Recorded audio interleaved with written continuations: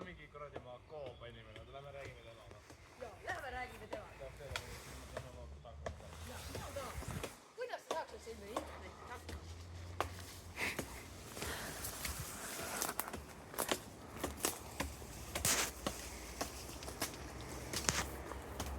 Cut. Tere, kas te elate siin? Oi, tere. Mina elan siin, jah. Mis teie nimi on? Minu nimi on Daniel. Minu nimi on Robert. Minu nimi on Tarmo, aga mind kutsutakse Taaviks, kõvade pulkade lõhkuja.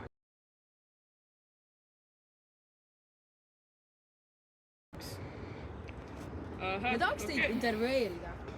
Olgu nii. Kas te olete terve aja siin elanud?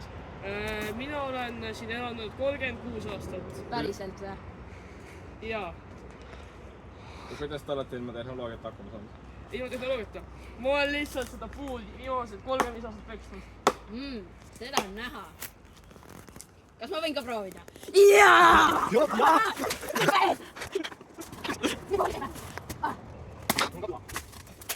Vanematega ka? Ei, löödi välja siis, kui ma olin 5-aastane, kui ma ei maksnud oma makseid ära.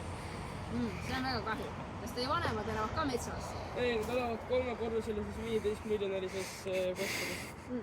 Kui kaua teie maja ehitamine aega võttis? 12 Hiina aastat. Oli väga tore intervjuu meeldida, aga nüüd me teeme minema. Jah, anna üks kalli. Jah, anna kalli. Mattias, tule tee ka üks kalli. Tule, teeme grupikalli! Okei, jalutame minema.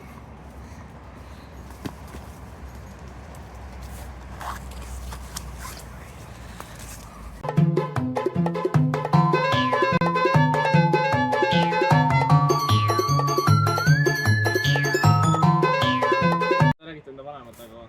Ei, löödi välja, kuna ma ei maksnud oma maksu- ja tolliametile. Kas nemad elavad ka metsas?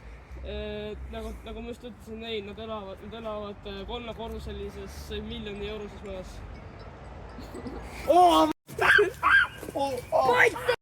Kas te võite näidata meile oma kodu?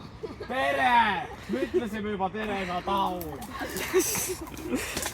Rohkem maad oma kodu hävitan!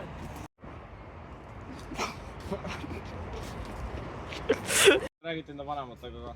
Ei, kahjuks mitte, siis kui ma siia omale onni ehitasin. Ma ehitasin endale onni siis sellepärast, kuna ma vanemad tõid mind välja, kuna ma ei maksnud makse. Pole hullu. Minu vanemad nimetasid mu Tarmoks ja viskasid mind metsa pulki peksma. Mida sa irvad, ah?